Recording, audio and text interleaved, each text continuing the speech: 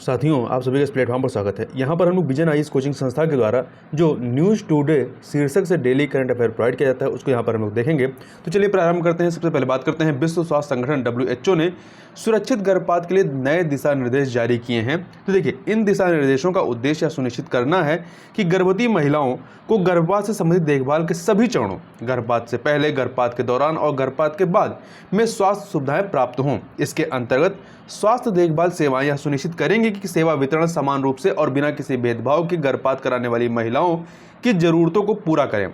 इस संबंध में WHO द्वारा जारी जो मुख्य दिशा निर्देश हैं उनमें है गर्भपात को पूरी तरह से गैर आपराधिक बनाना। दूसरा, ऐसे कानूनों और विनियमों से बचना जो गर्भपात को गर्भधारण की अवधि के आधार पर प्रतिबंधित करते हैं। साथ ही बेहतर सूचना और परामर्श सुविधा तक पहुंच प्रदान करना, गर्भपात के लिए प्रतीक्षा अवधि को अनिवार्य न करना, किसी अन्य व्यक्ति, निकाय या संस्था की अनुमति का इंतजार किए बिना महिला के अनुरोध पर गर्भपात की सुविधा उपलब्ध कराना। अब बात करते हैं गर्भपात के बारे में। देखिए, पूरे विश्व में लगभग 45% गर्भपात असुरक्षित तरीके से कराए जाते हैं। इनमें से भी 97% असुरक्षित गर्भपात जो है वो विकासशील देशों, भारत जैसे विकासशील देशों में कराए जाते हैं। देखिए, असुरक्षित गर्भपात कई लड़कियों, महिलाओं और माताओं की मृत्यु तथा बीमार पड़ने का एक प्रमुख कारण है। हालांकि इन्हें रोका जा सकता है। यह महिलाओं में शारीरिक और मानसिक स्वास्थ्य जटिलताओं को जन्म दे सकता है। इसके अलावा यह महिलाओं, समुदायों और स्वास्थ्य प्रणालियों के लिए सामाजिक और वित्तीय बोझ का कारण बन सकता है। सुरक्षित, समय पर, कम लागत में और सम्मानजनक तरीके से गर्भपात देखभाल तक पहुंच का अभाव लोक स्वास्थ्य से जुड़ी एक महत्वपूर्ण चिंता और मानवाधिकार का विषय है या मुद्दा है। बात करते हैं असुरक्षित गर्भपात को नियंत्रित करने के लिए भारत द्वारा किए गए उपायों की। तो इसमें सबसे पहले बात करते हैं गर्भ का चिकित्सीय समापन संशोधन अधिनियम 2021, medical termination of pregnancy amendment act 2021। यह कानून सभी महिलाओं को व्यापक गर्भपात देखभाल सुविधा प्रदान करके उन्हें सशक्त बनाता है। दूसरा है राष्ट्रीय स्वास्थ्य मिशन के तहत RMNCH+A यानी प्रजनन, मातृ, नवजात, बाल और किशोर स्वास्थ्य, या इंग्लिश में कहें reproductive, maternal, newborn and child and adolescent health कार्यक्रम। यह व्यापक गर्भपात देखभाल सेवा comprehensive abortion care services CACS प्रदान करता है। वहीं अगला है सभी राज्यों को CACS अर्थात आपका व्यापक गर्भपात देखभाल सेवाएं और गर्भपात की चिकित्सा पद्धतियों, मेडिकल मेथड ऑफ एबॉर्शन पर दिशा निर्देश प्रदान किए गए हैं। प्रधानमंत्री मातृ वंदना योजना का संचालन किया जा रहा है, वो भी इस दिशा में काफ़ी सहायक है।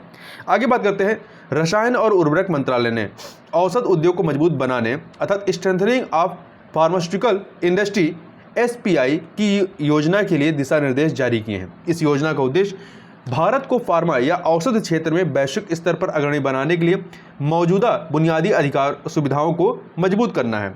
इसके तहत साझा सुविधाओं का निर्माण करने के लिए फार्मा क्लस्टर्स या समूहों को वित्तीय सहायता प्रदान की जाएगी। लघु और मध्यम उद्योगों SME तथा सूक्ष्म लघु और मध्यम उद्योगों MSME की उत्पादन सुविधाओं को अपग्रेड किया जाएगा। इसके लिए SME और MSME को उनके पूंजीगत ऋण पर ब्याज सहायता, इंटरेस्ट सबवेशन या पूंजीगत सब्सिडी प्रदान की जाएगी। इस योजना हेतु वित्त वर्ष 2021-22 से वित्त वर्ष 2025-26 की अवधि के लिए 500 करोड़ रुपए का प्रावधान किया गया है।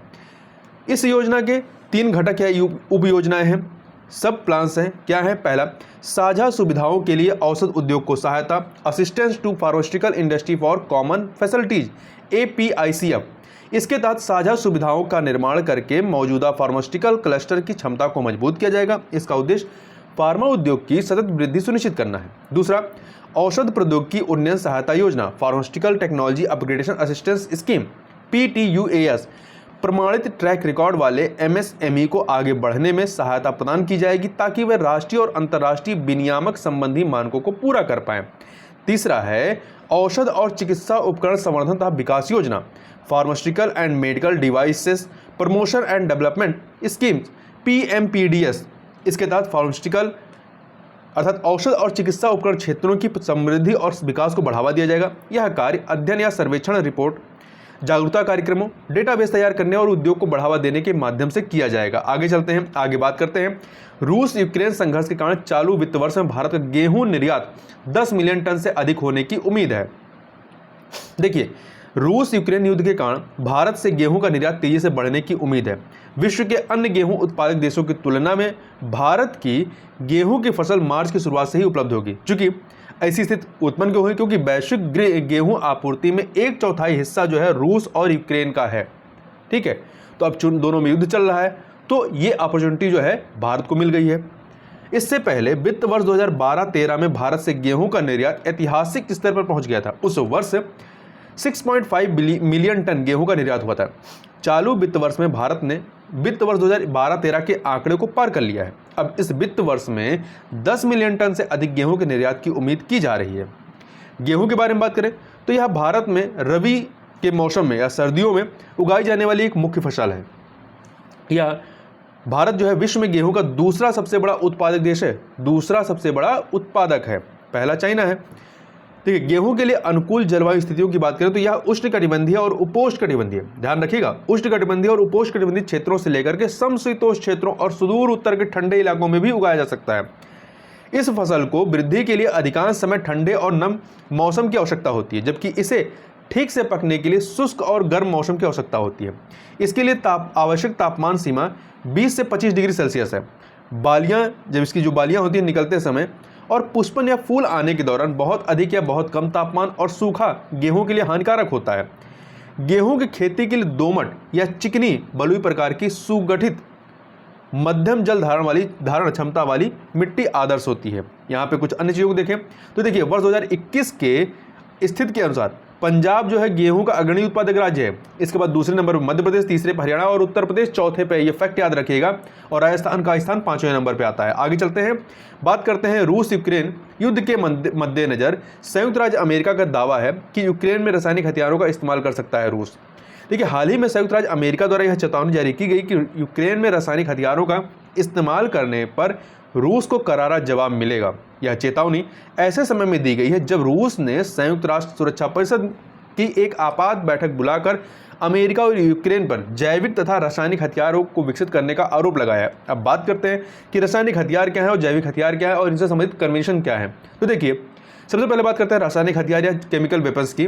तो इसमें विषैले या रासायनिक पदार्थों से युक्त युद्धक सामग्री शामिल होती है। ये मानव शरीर तथा इसकी कार्यप्रणाली पर हमला करते हैं।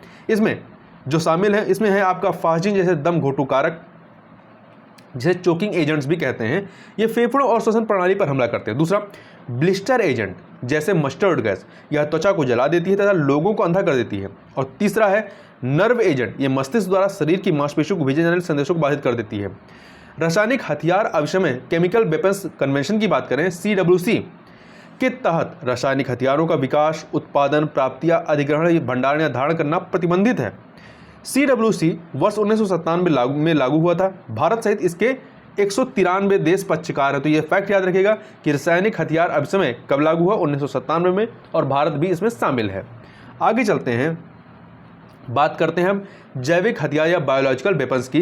तो जैविक हथियार ये मनुष्यों, जानवरों या पादपों को नुकसान पहुंचाने या मारने के लिए रोग उत्पन्न करने वाले सजीवों या जहरीले पदार्थों का प्रसार करने वाले हथियार हैं। इन हथियारों में आमतौर पर 2 भाग होते हैं। पहला, हथियार के रूप में उपयोग किए जाने वाले कारक या वेपनाइज्ड एजेंट होते हैं। दूसरा, इनको डिलीवर करने वाली प्रणाली, डिलीवरी मैकेनिज्म होती है। जैविक हथियार अवशय की बात करें, बायोलॉजिकल वेपन्स कन्वेंशन, जैसे कि आपका इधर बात किए थे केमिकल वेपन्स कन्वेंशन CWC, यहाँ पे BWC हो जाएगा, के तहत जैविक और विषैले हथियारों का विकास, उत्पादन, प्राप्ति, अधिग्रहण, हस्तांतरण, भंडारण और उपयोग करना प्रतिबंधित है। यह विषय वर्ष 1975 में लागू हुआ था। ध्यान रखिएगा, आपका CWC जो है 1997 में लागू हुआ था और ये जो है 1975 में लागू हुआ था। उससे पहले यह वर्ष 1925 के जेनेवा प्रोटोकॉल का एक पूरक समझौता है, जिसके तहत जैविक हथियारों के उपयोग को प्रतिबंधित किया गया है। वर्तमान में 183 देश भारत सहित इसके पक्षकार हैं। CWC के 193 देश हैं भारत सहित, यहाँ पर भारत सहित 183 देश है। ठीक है, तो दोनों में ही भारत पक्षकार है, ये फैक्ट याद रखिएगा। आगे चलते हैं, आगे बात करते हैं, खगोलविदों के अनुसार अंतरिक्ष मलबे स्पेस जंक ने चंद्रमा पर एक बड़े क्रेटर का निर्माण किया था, गड्ढे का निर्माण किया है। यह अंतरिक्ष मलबे का अनजाने में चंद्रमा से टकराने का पहला मामला है। इसके कारण चंद्रमा पर विशाल क्रेटर यानी गड्ढा लगभग 65 फीट चौड़ा निर्मित हो गया है। यह अंतरिक्ष मलबा चीन द्वारा प्रक्षेपित चांग-ई 5T1 का था। यह चीन का एक चंद्र मिशन रहा है। ठीक है, कुछ समय पहले इसने भेजा था। चंद्रमा पर निर्मित होने वाले क्रेटर जो होते हैं, क्रेटर या गड्ढे पृथ्वी की तुलना में अधिक स्थायी प्रकृति के होते हैं। क्यों? क्योंकि उसके कुछ रीजन है। जैसे पहला, चंद्रमा पर वायुमंडल नहीं होता है, इसके कारण चंद्रमा पर किसी भी प्रकार की पवन प्रणाली भी मौजूद नहीं होती है, इसलिए यहाँ मौजूदा क्रेटर्स के क्षरण या इरोजन का कोई कारण मौजूद नहीं होता। जब हवाएं चलेंगी तभी तो क्षरित होंगी ना, यहाँ पे हवा चलती ही नहीं है तो क्षरित होगा ही नहीं। दूसरा, चंद्रमा पर विवर्तनिक गतिविधियां नहीं होती हैं, मतलब प्लेट टेक्टोनिक्स टाइप की गतिविधियां यहाँ पर नहीं होती हैं, इसलिए चंद्रमा की सतह पर ना तो नई चट्टानों का निर्माण होता है, ना ही मौजूदा सतह के पैटर्न में कोई बदलाव होता है। जो चीज़ बन गई वो बन गई। चंद्रमा पर ज्वालामुखी गतिविधियों की अनुपस्थिति के कारण क्रेटर का मलबे से भरना भी असंभव हो जाता है। देखिए, अंतरिक्ष मलबे की बात करें तो अंतरिक्ष मलबे को अंतरिक्ष कबाड़, स्पेस जंक कह सकते हैं, जंक कहा जाता है। ये बेकार हो चुके उपग्रह, रॉकेट या उनके टुकड़े होते हैं जो पृथ्वी की परिक्रमा करते हैं। इनका आकार रॉकेट के अलग होने वाले चरणों से उत्पन्न मलबे जितना बड़ा हो सकता है या कुछ मिलीमीटर के बराबर हो सकता है। अंतरिक्ष मलबे निम्न भूकक्षा लो अर्थ ऑर्बिट में 25,265 किलोमीटर प्रति घंटे की गति से पृथ्वी की परिक्रमा करते हैं। अंतरिक्ष मलबे से जुड़े जोखिमों की बात करें तो पहला है, अंतरिक्ष यात्री के सूट या उपकरण जो होते हैं इस खतरे से निपटने में सक्षम नहीं होते हैं। दूसरा, पृथ्वी में पुनः प्रवेश करने वाले मलबे से जनजीवन को खतरा हो सकता है। तीसरा, ये अंतरिक्ष परियोजनाओं की परिचालन की लागत में वृद्धि कर सकते हैं। अब यहाँ पे बात करते हैं केस्लर सिंड्रोम के बारे में। केस्लर सिंड्रोम, देखिए, यह एक ऐसी परिघटना है जिसमें पृथ्वी की कक्षा में मलबों की मात्रा इतनी अधिक हो जाती है कि उनके टकराव का विनाशकारी चक्र आरंभ हो जाता है। इसके तहत प्रत्येक टकराव से निर्मित अंतरिक्ष मलबे से आगे टकराव की संभावना बढ़ती जाती है। इसके कारण पृथ्वी की कक्षा में अंतरिक्ष मलबे की सघनता बढ़ती जाती है, डेंसिटी बढ़ती जाती है। यह स्थित उपग्रहों, अंतरिक्ष यात्रियों और मिशन योजनाकारों के समक्ष एक बड़ी समस्या उत्पन्न करती है। तो ध्यान रखिएगा, केस्लर सिंड्रोम किससे संबंधित है? तो ये पृथ्वी की कक्षा में अंतरिक्ष मलबे से संबंधित परिघटना से संबंधित है। ये आगे चलते हैं, आगे जो चीज़ें सुर्खियों में रही उनकी बात कर लेते हैं। देखिए, सबसे पहले बात करते हैं राष्ट्रीय युवा संसद नेशनल यूथ पार्लियामेंट की। देखिए, हाल ही में राष्ट्रीय युवा संसद महोत्सव 2022 का आयोजन संपन्न हुआ है। राष्ट्रीय युवा संसद के बारे में बात करें तो राष्ट्रीय युवा संसद का आयोजन संसदीय कार्य मंत्रालय द्वारा, ध्यान रखिए किसके द्वारा, संसदीय कार्य मंत्रालय द्वारा किया जाता है। इसका उद्देश्य लोकतंत्र की जड़ों को मजबूत करना, अनुशासन एवं सहिष्णुता पैदा करना और छात्रों को संसद की प्रथाओं एवं प्रक्रियाओं के बारे में जागरूक करना है। इस कार्यक्रम के तहत कक्षा 9 से कक्षा 12 के छात्रों के लिए किशोर सभा, ध्यान रखिएगा, कक्षा 9 से कक्षा 12 के छात्रों के लिए किशोर सभा और स्नातक और स्नातकोत्तर, ग्रेजुएट एंड पोस्ट ग्रेजुएट छात्र, इस तरह के छात्रों के लिए तरुण सभा का आयोजन किया जाता है। तो किशोर सभा कौन सा है, तरुण सभा क्या है, याद रखिएगा। ये जो राष्ट्रीय युवा संसद महोत्सव है यह वर्ष 1966 से अस्तित्व में, 1966 से, ये फैक्ट याद रखिएगा। लेकिन इसका कवरेज बढ़ाने के लिए हाल ही में एक वेब पोर्टल लॉन्च किया गया है। आगे बढ़ते हैं, आगे बात करते हैं राष्ट्रीय अपराध record bureau, national crime record bureau NCRB के बारे में। तो देखिए, एनसीआरबी का 37वां स्थापना दिवस समारोह मनाया जा रहा है। एनसीआरबी के बारे में बात करें तो एनसीआरबी की स्थापना वर्ष 1986 में 1986 में की गई थी। यह गृह मंत्रालय के अधीन कार्य करता है। इसकी स्थापना अपराध और अपराधियों से संबंधित सूचना के भंडार के रूप में कार्य करने के लिए की गई थी, ताकि अपराधियों को अपराध से जोड़ने में जांचकर्ताओं की सहायता की जा सके। इसकी सिफारिश जो है टंडन समिति, वर्ष 1977-81 के लिए राष्ट्रीय पुलिस आयोग और गृह मंत्रालय के टास्क फोर्स जो कि 1985 का है, इसके द्वारा की गई थी। ध्यान रखिएगा, टंडन समिति का संबंध एनसीआरबी के गठन से है। एनसीआरबी के द्वारा प्रकाशित की जा रही जो प्रमुख रिपोर्ट्स या दस्तावेज हैं उनकी बात करें तो क्राइम इन इंडिया, भारत में अपराध, भारत में आकस्मिक मृत्यु और आत्महत्याएं, accidental death and suicides in India, prison statics India, fingerprints in India, Bharat में लापता महिलाओं और बच्चों पर रिपोर्ट, ये रिपोर्ट इनके द्वारा जारी की जाती है। आगे बढ़ते हैं, वायु गुणवत्ता प्रबंधन आयोग, commission for air quality management, CAQM के बारे में। देखिए, वायु गुणवत्ता प्रबंधन आयोग ने राष्ट्रीय राजधानी क्षेत्र एनसीआर की सभी औद्योगिक इकाइयों को सितंबर 2022 तक PNG अर्थात पाइप नेचुरल गैस या बायोमास ईंधन अपनाने का निर्देश दिया सितंबर 2022 तक। ये जो CAQM है अर्थात वायु गुणवत्ता प्रबंधन आयोग की स्थापना वर्ष 2020 में की गई थी। ध्यान रखिए, बहुत पुराना नहीं है, लेटेस्ट 2020 का ही है। ये सुप्रीम कोर्ट के आदेश पर इसका गठन किया गया है। यह एनसीआर और इसके आसपास के क्षेत्रों में वायु गुणवत्ता प्रबंधन के लिए स्थापित एक वैधानिक निकाय है। यहाँ भी ये भी याद रखिएगा कि ये जो वायु गुणवत्ता प्रबंधन आयोग है पूरे देश के लिए काम नहीं करता है, बल्कि केवल एनसीआर उससे संबंधित जो उसके आसपास के क्षेत्र है वहीं के लिए कार्य करता है। अब बात करते हैं वायु गुणवत्ता प्रबंधन आयोग के कार्यों की। तो वायु गुणवत्ता की निगरानी पर कार्रवाइयों का समन्वय करना, एनसीआर में वायु प्रदूषण को रोकने और नियंत्रित करने के लिए योजना बनाने एवं उसे क्रियान्वित करना, तकनीकी संस्थानों के साथ नेटवर्किंग के माध्यम से अनुसंधान और विकास संबंधी गतिविधियों का संचालन करना। आगे चलते हैं, आगे बात करते हैं जेनो ट्रांसप्लांटेशन की। इसकी चर्चा इसलिए कर रहे हैं क्योंकि अभी हाल ही में जेनो ट्रांसप्लांटेशन कराने वाले व्यक्ति की ट्रांसप्लांटेशन के 2 माह बाद मृत्यु हो गई। कुछ समय पहले न्यूज आई थी कि सुअर के अंगों के अंग से रिप्लेस किया गया था, उसकी अब क्या हुई, मृत्यु हो गई है। जेनो ट्रांसप्लांटेशन के बारे में बात करें तो यह एक ऐसी प्रक्रिया है जिसमें मानव के अलावा किसी जीवित पशु के कोशिकाओं, ऊतकों या अंगों को प्राप्त करता मानव के शरीर में प्रत्यारोपित इम्प्लांट या प्रवेश कराया जाता है। जेनो ट्रांसप्लांटेशन में सुअरों का उपयोग जो है बढ़ रहा है क्योंकि इसके अंग शरीर विज्ञान की दृष्टि से मनुष्यों के समान होते हैं। इसके अलावा ये आनुवंशिक इंजीनियरिंग के लिए अधिक अनुकूल भी होते हैं। कुछ चिंताएं भी है, जैसे कभी कभी क्या होता है, किसी व्यक्ति द्वारा दान किए गए अंगों को प्राप्त करता व्यक्ति का शरीर अस्वीकार कर देता है।